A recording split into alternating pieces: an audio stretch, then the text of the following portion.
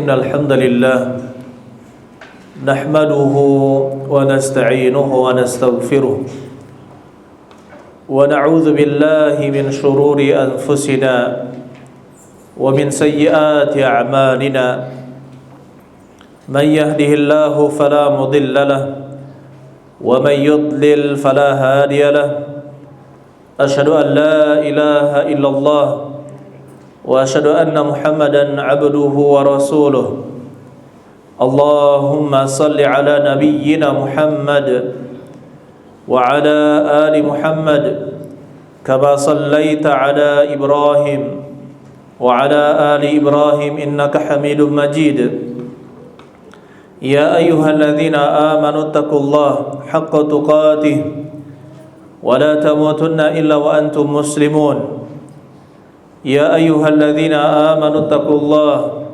وقولوا قولا سديدا يصلح لكم أعمالكم ويغفر لكم ذنوبكم ومن يطع الله ورسوله فقد فاز فوزا عظيما وبعد أيها الإخوان رحمني ورحمكم الله. Saudara-saudara sekalian, bapak-bapak sekalian, adik-adik sekalian yang mudah-mudahan kita semua dirahmati oleh Allah Subhanahu wa taala. Marilah sama-sama kita meningkatkan ketakwaan kita kepada Allah Subhanahu wa taala dengan melaksanakan perintah-perintah Allah dan juga menjauhi larangan-larangan Allah Subhanahu wa taala. Dan termasuk hal yang paling penting adalah kita memperhatikan keadaan iman kita, memperhatikan keadaan hati kita. Apakah kita sedang dalam ketaatan ataukah dalam kemaksiatan? Iman kita sedang baik-baik saja ataukah malah sedang lesu? Seorang harus melihat kondisi hatinya dan juga kondisi keimanannya, sehingga dia bisa memperbaiki dirinya, semakin menjalankan ketaatan untuk meningkatkan keimanannya dan menjauhi perbuatan maksiat untuk menjaga keimanannya. Berkaitan dengan keimanan ayyuhal ikhwan, Ahli sunnah wal jamaah memiliki keyakinan yang berbeda dengan para ahli bid'ah. Ahli sunnah wal jamaah menyatakan bahwasanya iman itu adalah keyakinan di dalam hati dan mengucapkan dengan lisan dan mengamalkannya dengan perbuatan, bertambah dengan ketaatan, berkurang dengan kemaksiatan. Jadi 5 poin ini yang menjadi poin penting di dalam keyakinan ahli sunnah wal jamaah, bahwasanya iman itu adalah membenarkan di hati. Dan tidak hanya membenarkan di hati, tetapi juga diucapkan dengan lisan. Dan yang ketiga adalah mengamalkan dengan amal perbuatan. Jadi termasuk amalan-amalan seperti salat, puasa, zakat, jihad dan amalan-amalan lainnya itu termasuk bagian dari keimanan. Bagian dari keimanan dan memasukkan amalan-amalan tersebut ke dalam arti keimanan. Begitu pula iman bertambah dengan adanya ketaatan, berkurang dengan melakukan perbuatan maksiat atau ketika meninggalkan kewajiban-kewajiban. Allah Subhanahu wa taala katakan di dalam Al-Qur'an, di dalam surat Al-Baqarah, "Wa ma kana Allahu liyudhi'a imanakum." Dan Allah tidak akan menyia-nyiakan iman kalian. Para ulama tafsir sepakat arti dari iman kalian di situ adalah salat yang kalian dan orang-orang Islam lakukan ketika menghadap ke Baitul Maqdis sebelum menghadap ke Mekah. Jadi Nabi sallallahu alaihi wasallam ketika di Mekah, begitu pula 16 bulan atau 17 bulan ketika berada di kota Madinah, beliau salatnya menghadap ke Baitul Maqdis, Yerusalem, ya. menghadap ke sana, bukan menghadap ke Ka'bah. Tetapi setelah itu Allah Subhanahu wa taala menyuruh untuk merubah kiblat mengarah ke Baitullah Ka'bah. Akhirnya orang-orang kafir mencela dan mengejek Nabi sallallahu alaihi wasallam, dan juga ada pertanyaan dari sebagian sahabat, lalu bagaimana dengan salat kami yang dulu menghadap ke Baitul Maqdis? Maka Allah mengatakan, wa ma kana Allahu liyudhi'a imanakum, dan Allah tidak menyia-nyiakan keimanan kalian. Maksudnya adalah salat kalian ketika menghadap ke Baitul Maqdis. Nah, di sini ayo ikhwan, berarti salat itu adalah keimanan. Salat adalah bagian dari keimanan. Sebagaimana juga kata Nabi sallallahu alaihi wasallam, al-imanu bid'un wa sab'una syu'bah. Iman itu terdiri dari 73 lebih cabang. 73 cabang lebih. Maka kata Rasulullah sallallahu alaihi wasallam, fa afdaluha qaulu la ilaha illallah. Dan yang paling utamanya adalah mengucapkan la ilaha illallah. Wa adnaha imatatul adza 'anit thariq. Dan yang paling rendahnya menyingkirkan gangguan dari jalan. Wal haya'u syu'batun minal iman. Dan rasa malu itu adalah bagian dari keimanan. Dari sini kita bisa memahami ayol ikhwan, bahwasanya al-qaul, mengatakan la ilaha illallah, itu adalah amalan. Perkataan itu adalah bagian dari keimanan. Menyingkirkan gangguan dari jalan adalah perbuatan, dan dia termasuk syu'bah, cabang dari keimanan. Dan juga amalan hati yang disebut dengan al-haya, yaitu rasa malu, itu adalah amalan hati. Itu juga termasuk bagian dari keimanan. Berarti apa? Iman itu tidak cukup dengan mengenal saja, dan iman itu tidak cukup dengan membenarkan saja. Jadi iman itu juga ada yang berupa perkataan dan juga perbuatan. Sehingga ya ikhwan, seluruh ulama yang memasukkan cabang-cabang keimanan yang mereka sebutkan, ada misalkan 77 cabang atau 73 cabang atau 76 cabang di dalam buku-buku para ulama, maka mereka semua memasukkan amalan-amalan seperti sholat, zakat, haji, jihad, itu termasuk cabang dari keimanan. Jadi kita jangan salah. Kemudian ayo ikhwan, iman itu juga bisa bertambah dan berkurang. Ya, iman itu bisa bertambah dan juga berkurang. Ini keyakinan akidah Ahlussunnah wal Jamaah. Innamal mu'minuna alladzina idza dzukiru bi ayati rabbihim innamal mu'minun, sesungguhnya orang-orang yang beriman, idza tuliyat alaihim ayatuhu, jika dibacakan kepada mereka ayat-ayatnya, zadathum imana. Nah, idza tuliyat alaihim ayatuhu, apabila dibacakan kepada mereka ayat Allah Subhanahu wa taala, maka akan menambah keimanan kepada mereka. Wa idza ma unzilat suratun, dan ketika diturunkan surat, ya, maka berkatalah sebagian mereka, ayyukum zadatuhum zadatu hadhihi imana. Siapakah yang ketika dibacakan surat ini bertambah keimanannya? Fa ammal ladzina amanu fazadathum imana wa hum yastabshirun. Adapun orang-orang yang beriman, maka bertambahlah keimanan mereka, dan mereka menjadikan ini sebagai kabar gembira. Taib. Ini menunjukkan bahwa iman itu bisa bertambah. Sebagaimana dia bisa bertambah, maka dia juga bisa berkurang. Ya, sebagaimana dia bisa bertambah, maka iman itu juga bisa berkurang. Sebagaimana kata Nabi sallallahu alaihi wasallam, "Man ra'a minkum munkaran falyughayyirhu biyadihi." Barang siapa di antara kalian melihat kemungkaran, maka ubahlah dengan tangannya, ubahlah dengan kekuasaannya. Faman lam yastati' fabilisanihi, yang tidak mampu maka ubahlah dengan lisannya. Faman lam yastati' fabiqalbihi, dan barang siapa yang tidak mampu, ubahlah, maka ubahlah dengan hatinya. Maksudnya mengingkari dengan hati. kemaksiatan tersebut. Wa dzalika adhaful iman.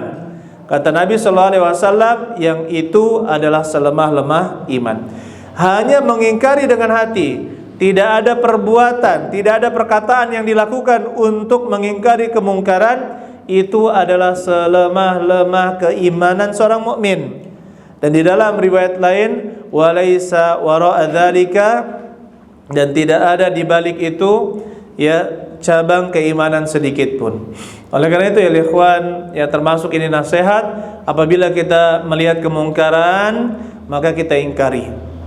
Kita ingkari dengan perbuatan, kita melakukan perbuatan atau dengan kekuasaan kita, atau kita ingkari dengan lisan kita atau dengan tulisan kita, itu bagian dari pengingkaran. Tetapi kalau hanya mengingkari dengan hati, dengan mengatakan itu adalah perbuatan mungkar, itu adalah perbuatan salah, itu adalah maksiat, maka itu boleh. Akan tetapi itu adalah selemah-lemah, orang tersebut masih lemah imannya. Sebagaimana kata Nabi sallallahu alaihi wasallam, wa dzalika adhaful iman, dan itu adalah iman yang paling lemah. Berarti apa? Dalam hadis ini kita bisa memahami ada iman yang lemah, ada iman yang kuat. Sehingga kita bisa menyimpulkan juga bahwasanya kedudukan di surga sebagaimana yang disebutkan oleh Nabi sallallahu alaihi wasallam, bahwasanya surga itu darajat, ada bertingkat-tingkat. Ya. Fil jannah mi'atu darajah, di surga itu ada 100 tingkat, dan tingkatan yang satu dengan tingkatan yang lain seperti ini dan seperti itu. Maka tingkatan ini tergantung dengan amalan yang dilakukan oleh seorang hamba. Tidak mungkin kita katakan ya amalan kita sama dengan amalannya Abu Bakar As-Siddiq, amalan kita seperti amalannya Umar bin Al-Khattab dan juga Utsman, begitu pula Ali bin Abi Thalib. Tentu ada perbedaan. Para sahabat sangat mulia, dimuliakan oleh Allah Subhanahu wa taala, telah diridhai radhiyallahu anhum wa radwan. Allah telah meridhai mereka dan mereka pun ridha terhadap Allah. Tentu keimanan mereka berbeda dengan keimanan kita semua. Ya, keutamaan suhbah, menjadi sahabat Nabi sallallahu alaihi wasallam, itu adalah keutamaan yang sangat besar.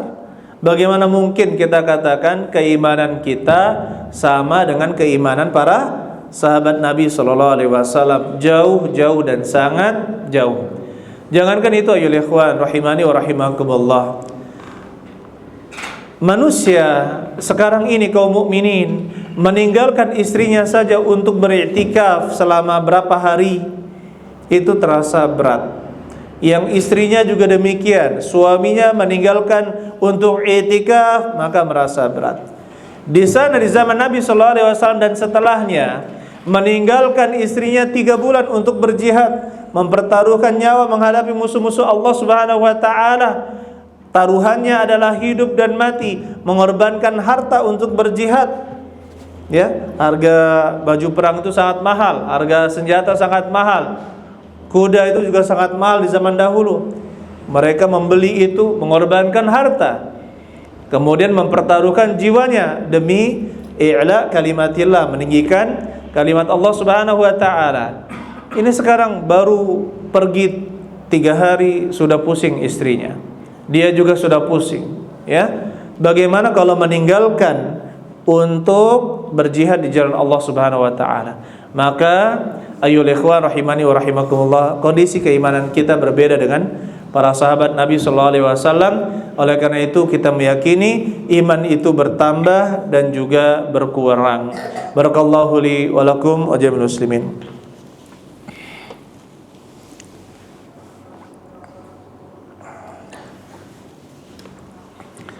Alhamdulillahi rabbil alamin, wassalatu wassalam ala nabiyil mustafa Muhammadin wa ala alihi wa sahbihi ajma'in, wa ba'd. Ayuhan nas taqullaha rabbakum. Saudara-saudara sekalian yang mudah-mudahan kita semua dirahmati, disayangi oleh Allah Subhanahu wa taala. Kita harus membedakan bahwasanya di dalam keimanan itu ada yang dinamakan pondasi keimanan. Yang kedua, ada yang namanya penyempurna keimanan. Pondasi keimanan dasar dari keimanan itu la yatajazza, tidak terbagi-bagi. Apabila seorang melakukan salah satu pembatal keimanan, maka pondasi keimanannya hilang, hangus, hancur. Dia dicatat bukan orang Islam, dia telah keluar dari agama Islam. Contohnya orang yang melakukan sihir, walaupun satu saja dia melakukan pembatal keislaman, maka pondasi keimanannya hilang. Kalau sudah hilang pondasi keimanannya, berarti dia bukan orang Islam. Orang yang sujud kepada patung, orang yang minta-minta kepada sungai, kepada gunung, kepada bebatuan, maka mereka itu bukan orang Islam. Hilang pondasi keimanannya. Kenapa? Karena dia melakukan salah satu pembatal keimanan. Dan dia la yatajazza, dia tidak terbagi-bagi. Satu batal, batal semua. Berbeda dengan penyempurna keimanan. Penyempurna keimanan itu adalah ada yang sifatnya wajib. Yang wajib itu menyempurnakan keimanan. Contohnya sholat 5 waktu, puasa Ramadan, haji ke Baitullah bagi yang mampu, membayar zakat, menafkahi istri, mendidik anak dan lain sebagainya dari kewajiban-kewajiban, itu hukumnya wajib. Dan dia menjadi penyempurna keimanan. Dan apabila meninggalkan salah satu kewajiban, contohnya dia tidak puasa Ramadan, maka keimanannya tidak sempurna. Apakah hilang keimanannya? Jawabannya tidak. Kenapa? Pondasinya masih ada. Kalau pondasinya masih ada, tetapi keimanannya tidak disempurnakan, maka tetap statusnya sebagai orang Islam. Contohnya lagi, di antara penyempurna keimanan adalah meninggalkan perbuatan-perbuatan maksiat, zina, berjudi, khamar dan lain sebagainya. Apabila ada orang melakukan perbuatan maksiat tersebut, berjudi, membunuh, bahkan membunuh, minum khamar, berzina, maka yang rusak itu adalah kesempurnaan imannya. Adapun pondasi keimanannya masih tetap ada. Kenapa? Karena dia tidak melakukan pembatal keimanan. Kalau dia meninggalkan kewajiban atau melakukan perbuatan maksiat, maka dia berdosa. Maka kesempurnaan imannya dengan dosa tersebut akan semakin menurun. Sampai kalau sudah sampai pondasinya, ya, sampai sangat sedikit, sangat tipis keimanannya. Tapi kalau dia masih memiliki pondasi keimanan, kita tetap tidak bisa mengkafirkannya. Kenapa? Dia punya pondasi. Oleh karena itu Rasulullah SAW tetap menyuruh untuk menyolatkan para pelaku dosa besar. Ya, kenapa? Karena mereka tidak keluar dari agama Islam. Begitu pula ya ikhwan, di antara kesempurnaan iman adalah kita sempurnakan lagi setelah melakukan kewajiban dengan berhias dengan amalan-amalan sunnah, amalan-amalan tambahan.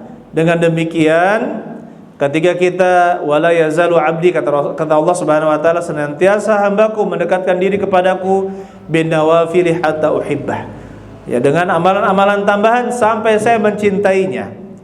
Ini menunjukkan menambah dengan amalan-amalan sunnah seperti sholat sunnah, sedekah, haji, mengulang umroh, ya, mengulang haji, kemudian membantu orang lain dan mengamalkan adab-adab dan akhlak-akhlak mulia lainnya, maka ini menyempurnakan keimanan seseorang. Apabila dia telah sempurna atau mencapai ketinggian, maka jadilah dia wali di antara wali-wali Allah. Ala inna awliya Allah la khaufun alaihim wa lahum yahzanun. Ketahuilah bahwasanya wali-wali Allah itu, ya, ala inna awliya la khaufun alaihim wa lahum yahzanun, dia tidak ada ketakutan pada diri mereka dan mereka tidak bersedih. Alladzina amanu wa kanu yattaqun, yaitu mereka yang beriman dan mereka bertakwa. Akhirnya ya ikhwan, kita bisa menyimpulkan bahwasanya keimanan itu adalah membenarkan dengan hati, meyakini dengan hati mengucapkan dengan lisan, mengamalkan dengan perbuatan, iman itu bisa bertambah dengan ketaatan dan juga bisa berkurang dengan kemaksiatan. Insyaallah kita akan bahas lanjutannya pada pertemuan depan di dalam khutbah berikutnya insyaallah, tentang aliran-aliran yang menyimpang di dalam keimanan insyaallah. Barakallahu li wa lakum wa jal muslimin. Kita banyak berselawat di hari Jumat. Allah mengatakan innallaha wa malaikatahu yusholluna 'alan nabi ya ayyuhalladzina amanu shallu 'alaihi wa sallimu taslima. Allahumma shalli wa sallim 'ala nabiyil mustafa Muhammadin wa ala alihi wa sahbihi ajma'in. Allahumma ighfir lil muslimina wal muslimat wal mu'minina wal mu'minat al ahya'i minhum wal amwat. Allahumma rabbana zalamna anfusana fa illam taghfir lana wa tarhamna lanakunanna minal khasirin. Allahumma innaka 'afuwun tuhibbul 'afwa fa'fu anna. Allahumma innaka 'afuwun tuhibbul 'afwa fa'fu anna. Allahumma innaka 'afuwun tuhibbul 'afwa fa'fu anna. Allahumma rabbana atina fid dunya hasanah wa fil akhirati hasanah wa qina adzaban nar. Walhamdulillahi rabbil alamin.